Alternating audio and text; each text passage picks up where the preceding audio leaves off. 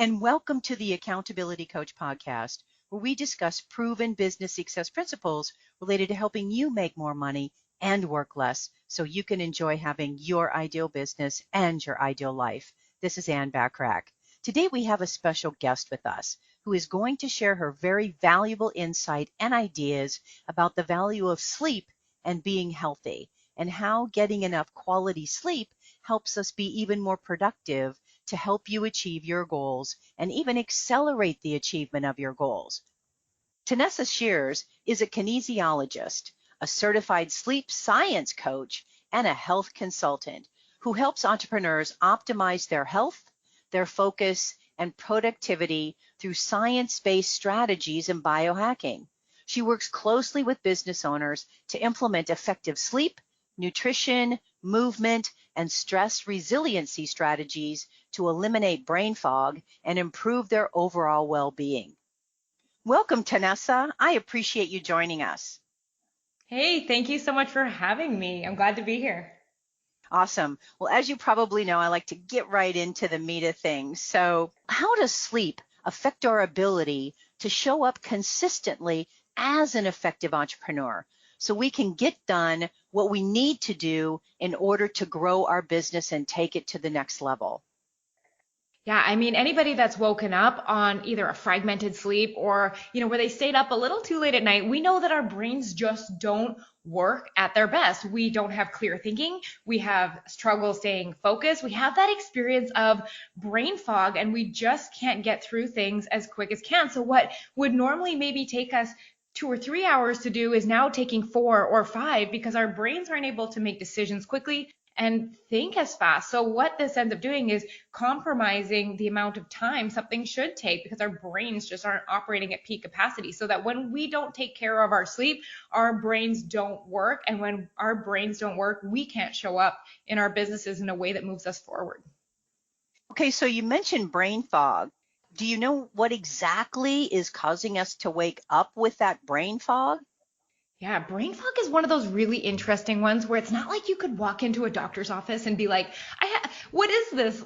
What's going on with my brain? Because it's a collection of symptoms. And it's kind of those things we talked about where it's like you're forgetting simple little things. Like you go to sit down to write your email and you can't remember what the topic you want to write the email about is.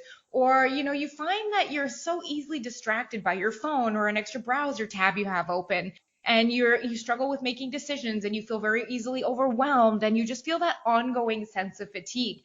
And this brain fog is usually caused by inflammation. And this inflammation is coming from one of 3 different spots. And these are the spots that I like to highlight. And it's either not getting enough sleep or having that sleep that you are getting be poor quality. It comes from the food we eat, and it comes from stress that has gone unchecked, and we are not managing effectively. And all those things together usually we're experiencing usually at least 2 of the 3 of them are contributing to that brain fog that's slowing us down. Wow. So how do we, find out if we have some kind of inflammation in our system that is causing us to do brain fog? Can you help us out with that? Yeah, so I would just ask yourself, does it feel like a struggle to stay at your desk? And does it feel like a struggle to stay focused? Or are you finding that you're waking up and you feel like you need all this coffee to kickstart you and to get you going? Or do you find that you're having like this weird crash in the afternoon where you just don't have that ability to stay focused throughout the afternoon, and you get to your evening and you're just wiped out, and you'd love to have time to go on family walks or maybe do a workout or catch up on a book that you'd really want, but you're so exhausted that all we have the energy for is just to zone out and escape in front of the TV or scroll on Instagram or whatever the social media tactic is. And I know that there's nothing wrong with those things, but often we're using them to escape how tired we are feeling. And so if you're like thinking about your day and you're just like, I don't have the energy that I want to have or that I need to have to do the things I want in my life, there's usually some type of inflammation creeping in. And if you can say you're waking up tired, if you know that you grab fast, easy food during the day that maybe not is the best of nutritional value, or you know that you just have this like chronic level of stress that you just don't have the time to find out what you need to do to deal with it properly, there's a good chance that you're struggling with the inflammation that we're talking about. Okay, so how do you recommend that we get back an extra hour of productivity every day with sleep? So it goes back to that first question we were talking about, was how fast can we get our brain to work? And is your brain working at peak capacity? Now, I want you to consider this. There's something fascinating that happens called baseline resetting. It's when we have been at a certain level of sleep. Let's say we're only getting 6.5 hours of time of sleep, and you've been getting that day after day, week after week. After a while, all of a sudden, it seems normal, and we don't actually think that we're missing out on something. But you know those days where you catch up on a really good night of sleep, and you're just like, oh, this feels so good. I feel so energized. I'm in a good mood. That's when you're getting a little window into this idea that you could be feeling and working so much better, but you've been accustomed to slowing down. So I want you to think about that slowed down brain that you're now taking into your business. Now, what if instead you were able to take in a brain that made decisions very quickly and that you could stay focused? Like, what would your work be like if you weren't distracted and you could just get one task done in the amount of time you allotted for it? And so many of us, so we have tasks that get bumped off the to-do list, bumped onto the next day because we find that we're just so overwhelmed or we don't have the perfect way to organize our schedule. But if you are able to get done in the amount of time that you want to get something done and you don't lose that time to distractions and fatigue and getting snacks and stuff like that, that is where you get that extra hour of time back. Because if it normally takes you 6 hours and it takes you 5, you now have this hour left where you get to work on a project that you've always wanted. Or maybe that's where you put your workout that you haven't been getting to. So I kind of like to come at health from this idea of, if our brains work better, we don't need to spend so much time on the tasks because we can get through them quicker. And that's when the door opens for all of the time that we can give to our other areas of our health. So how do we know if our bodies are getting enough sleep for us to perform at an optimal level? So there's 2 ways that I like to check. Number 1, if you didn't set an alarm clock in the morning, would you keep sleeping? If the answer is yes, it probably means that you didn't get enough sleep the night before. So this just means that we are having to artificially terminate sleep to begin our day instead of our body naturally waking us up when we have accumulated the right amount of quality and the right length of sleep for us to function optimally. And the other really good test is on the weekends. If you sleep in 2, 3, even more hours than that, that is another good sign that you're probably not getting enough sleep. Because what can happen, especially as busy entrepreneurs, if we're going through the week and we're, getting by on 6.5, 7 hours of sleep, but we're not really getting the sleep that we need, we rack up something called a sleep debt. Right? And this debt carries. And if you find that you need all this extra sleep on the weekend, what is just happening is you are paying off that sleep debt. So those are 2 great signs that you might not be getting as much sleep or as quality sleep as we think we are. I know that for me, I know I wasn't getting enough sleep, so I ended up getting the Aura Ring to really prove to myself that I really wasn't getting enough sleep at night, because my focus is, I need to have the sleep so I can perform at an optimal level, but I didn't know for sure what I was getting and how well of sleep or not I was getting. Was it just light sleep? Was it deep sleep? What do you recommend people do to help them really figure this out? I love that you mentioned the Aura Ring. I also have one. And if your listeners are like, what is an Aura Ring? It's a ring that you wear that tracks so many metrics, and including your sleep. It tracks your activity, it tracks your breathing, it tracks your body temperature. And so many of these metrics can really give us a good idea of if our bodies are performing optimally or not. And so your question was like, how do I know I'm getting enough sleep? Like, what are the things that I look at? Well, we want to see, I think number 1 is that we are getting enough quality sleep. And on average, that's going to look like a minimum of an hour in deep sleep. And deep sleep is when we get that physical body restoration. That's when we recover from our workouts, a long day sitting at our desk. Our brain gets a bath, so to speak, in spinal fluid to kind of clear off some of the metabolites during that accumulate during the day. So we want about an hour in that. That's equivalent to at least 15% of your night. The other big component when we sleep is something called REM sleep. That's when we're dreaming. So we want to be spending at least 90 minutes dreaming, or about 20% of our night. Now, REM sleep is what I call entrepreneurial gold. And the reason for this is because while we are dreaming, our ability to solve problems is enhanced. And as an entrepreneur, the size and the quality of the problem you can solve is directly related to how successful your business is, right? And on top of that, your ability to read facial expressions and body gestures gets better when you have enough REM sleep. Now, if you're in any type of consulting or coaching position, or you're dealing with a team, it is important to be able to pick up the social cues, especially when you're coaching, like when your clients are feeling resistant or they're really excited about something. Like being able to read those things makes you a better coach.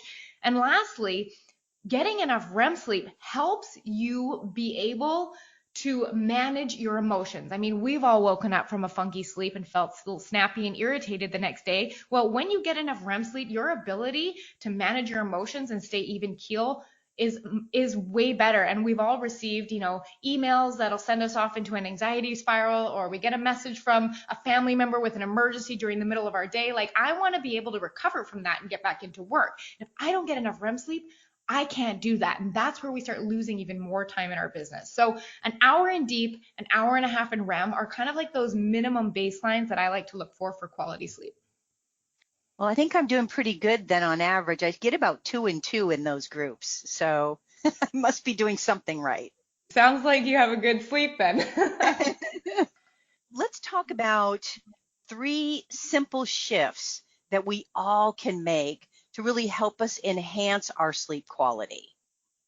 Yeah, the first one is going to sound so simple, but it's going to make the biggest difference. It's going to bed at the same time every night.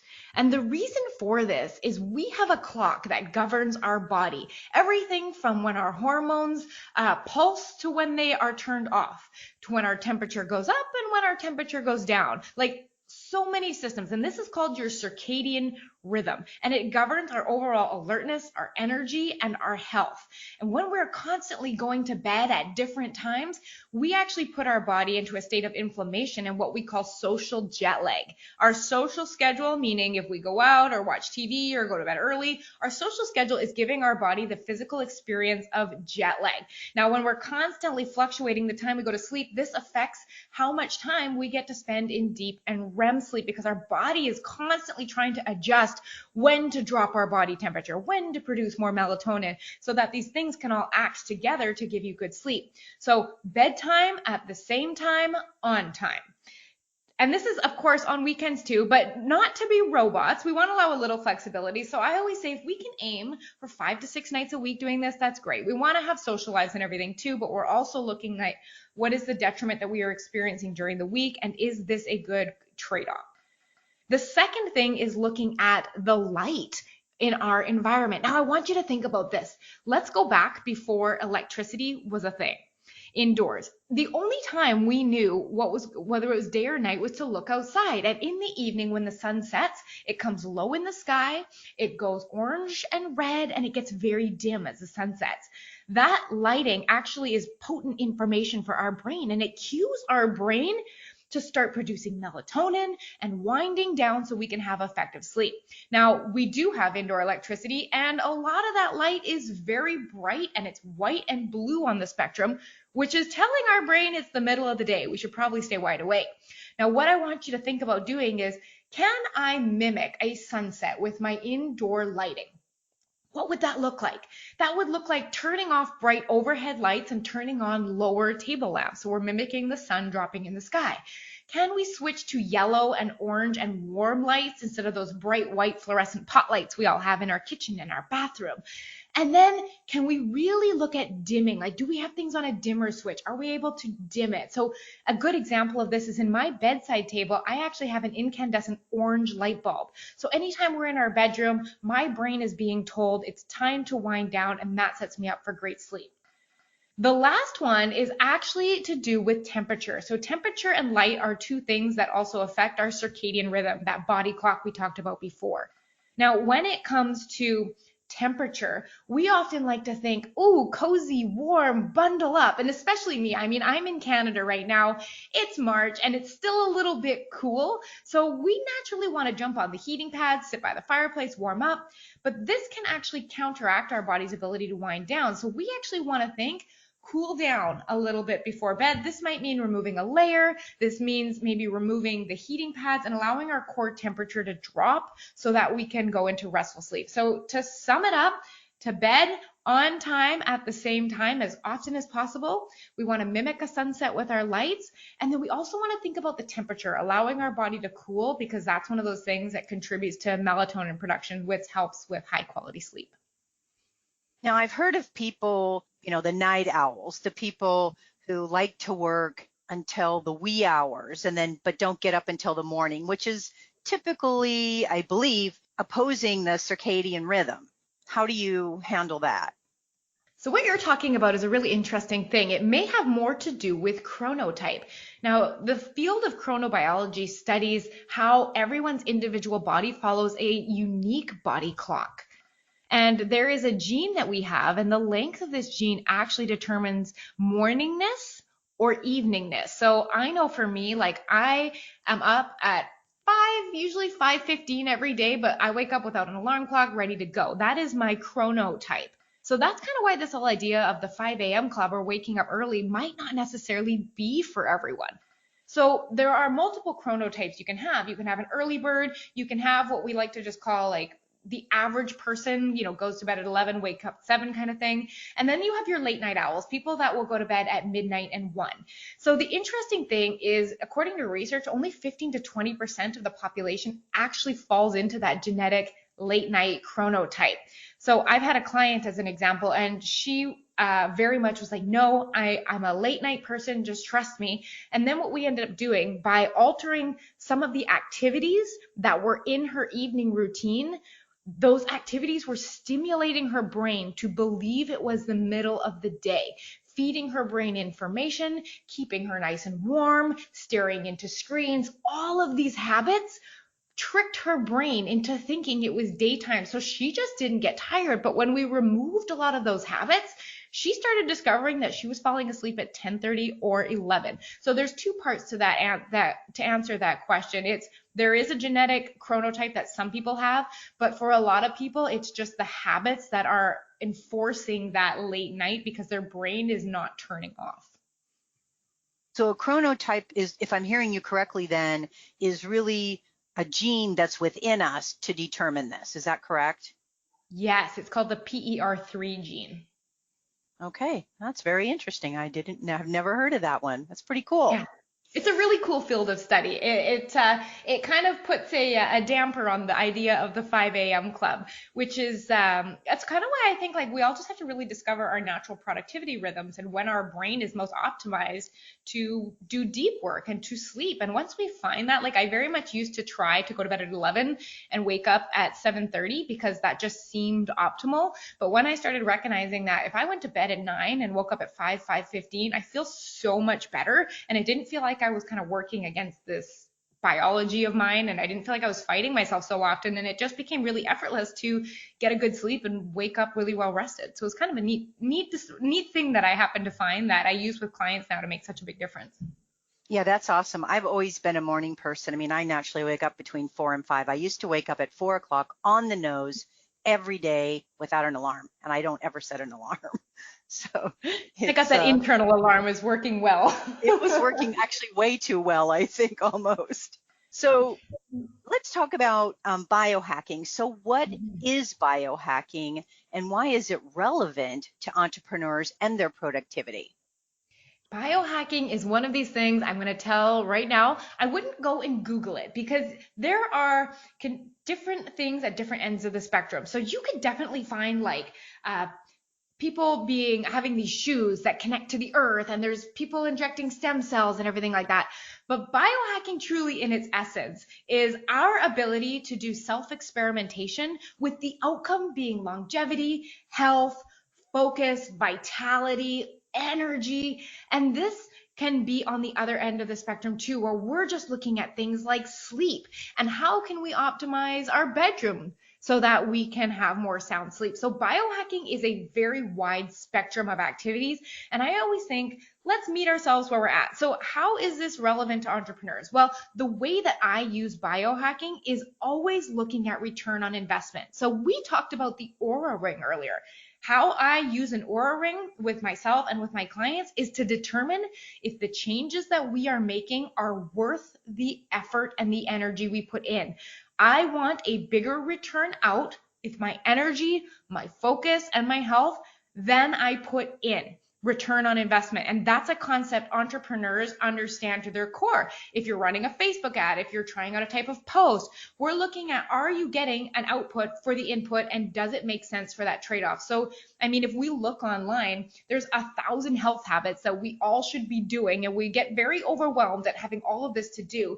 But what if we just looked at what worked for you? So for example, if I start turning screens off 60 minutes before bed, do I have an improvement in my minutes of deep sleep or my minutes of dream sleep? You're very easy able to say after a couple of days, yes, this made a difference, or no, it didn't, because we all have full schedules. The last thing we want to be doing is devoting our energy to all of these different health habits, having no idea what works, and then just feeling like we can't keep up with it all and quit. So with biohacking specifically, I like to look at the outcomes that I am achieving on a week by week basis for every health habit that I start, and seeing what actually has the best return on the investment of time that I put into that habit. Okay, let's talk about those people that wake up in the middle of the night and their brain turns on. Oh, got to do this, got to do that, got to do this. You know the routine, right? I'm sure I you've heard it a do. million times, Yes. from your clients as well. So how do you help them really go back to sleep to help continue their good sleep so that they can wake up in the morning feeling rested? That's a good question. I think what I like to look at first is, why are we waking up in the first place? And so to answer that question, there's honestly, I could name about 10 reasons people wake up in the middle of the night, but the two that are the most common, especially among entrepreneurs, is number one, there is no wind down routine in place that is designed to gear down their energy before bed, to disengage from light and social media and TV and input and reading business books before bed. So our cortisol levels never really get to lower off before sleep, and that's resulting in us waking up later in the night. And the second reason actually has to do with our blood sugar. So our blood sugar is a lot less stable at night than it is during the day. And blood sugar is just a fancy word for when we eat food, specifically different types of carbohydrates and some protein. The sugar enters our blood, and when those levels go up and down, it can disrupt our sleep. So what I often find is, by making a few simple changes to the way we eat before bed and how long we leave in the gap between bed, it can actually stop those wake ups altogether. So sometimes I will see a client who has like a giant plate of spaghetti for dinner, or they'll have a very heavy processed like pizza or something like that, and they'll be up all night. So what we usually look at doing is, when we're looking at our plate, is it primarily protein, vegetables? Is there a healthy fat in there? And is there a moderate amount of carbohydrate? So something like rice or quinoa or sweet potatoes. And we're really looking at making sure that we are not eating foods that are causing our blood sugar to swing up, because they will stay up during the night. And that usually increases cortisol. And that's one thing that's waking us up. Now, to answer the other part of your question, like, what the heck am I doing when I wake up? There is a really cool breathing technique called the physiological sigh. Now, we've all seen this in real life. If you've ever watched a kid cry, at the end of their crying, they'll go like this. That's actually a reflex. And so what it is designed to do is to help calm the body. So when we are waking up and our brains are going through our to-do lists, and they have so much to think about and worry about and plan, and did I check this? And I have to call this person. What I want you to try doing is this, and I'm going to explain it, and then you're going to hear it, and then I want you to try it tonight. So I am going to take a maximal breath in through my nose, as deep as I can, and then I'm going to take a smaller breath in at the top, so just to maximally fill up my lungs. Then I am going to have a very long exhale through my mouth. So it sounds like this. And it would be a very long exhale, because what happens is our heart rate increases when we breathe in and it decreases when we breathe out. So if we can start extending the amount of time that we breathe out, our heart rate will lower. If you cycle through this 3 to 4 times, your heart rate will lower and you will disengage from fight or flight. And it is one of the best ways to help begin that process of falling back asleep at night. That's awesome. I actually interviewed a lady, Kimberly Faith, about breath work on one of my podcasts and found that to be super interesting. And part of what she talks about is breathing and how you can really take advantage of that, especially when you're winding down or at night. So I love that concept. That's fantastic. So give us an idea about, we talked about eating food before we go to sleep. How many hours do you recommend we finish eating before we would go to sleep, for example, so it helps us reduce, the impact of that? This range is a range for a reason because different people I find are react differently depending on how far or how close they eat to bed. But the guideline in general, I always like to say between 2 and 4 hours before bed. The sweet spot for me is about 3.5 hours, and I usually find with clients it's somewhere in that 2.5 to 3 hour range, and trying to eat within there. And if you're in that position now where you're like, oh my gosh, I eat like half an hour before I go to bed, which a lot of my clients do because they're either working late or the kids just got to bed or they're settled in for a movie and they grab some popcorn or something like that. I always like to say like this, okay, can we work this back half an hour at a time? So I had a client and he would be eating, usually they were healthy snacks. They were things like apples and carrots and stuff like that, but he'd be eating them at about 8:30 or 9 and have a bedtime of 10. And he was constantly waking up in the middle of the night. So once I asked him to eliminate that snack and instead eat more for dinner if he was actually hungry, his middle of the night wake ups started decreasing and decreasing until they just went away altogether. So 2 to 3 hours, I would say, is a goal to play with and see what works best. Any other great words of wisdom to help us really manage and be more effective with our sleep so we can be more effective with our work? I think it's part of what we talked about when we said the Aura Ring has given us both so much information, because one of the biggest mistakes that I see across the board is when people assume their sleep is fine or they say I get good sleep. I actually just did a consultation last week with a woman and she was like, my sleep is fine. And I was like, but how do you know? And she's like, well, I'm in bed at 9:30 and I'm up at 5:30 and that's 8 hours. And when I was asking more questions, it came to light. She's like, but I've been tired for the last 5 years. And I was like, interesting, because there's this thing that goes on that we don't know in our sleep is we are naturally awake for a certain amount of time during the sleep. Like our brain is awake while we are falling asleep. If you wake up for any reason, either to use the washroom or somebody wakes you up, our brains sometimes wake up between sleep cycles, and there's that amount of time that your brain is awake before you actually fully wake up in the morning and get out of bed.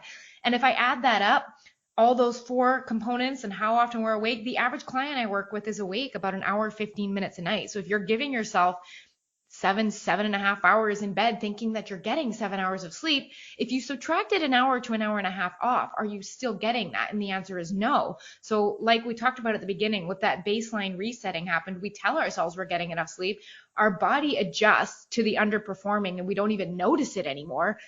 And we never think to question, am I actually getting enough sleep?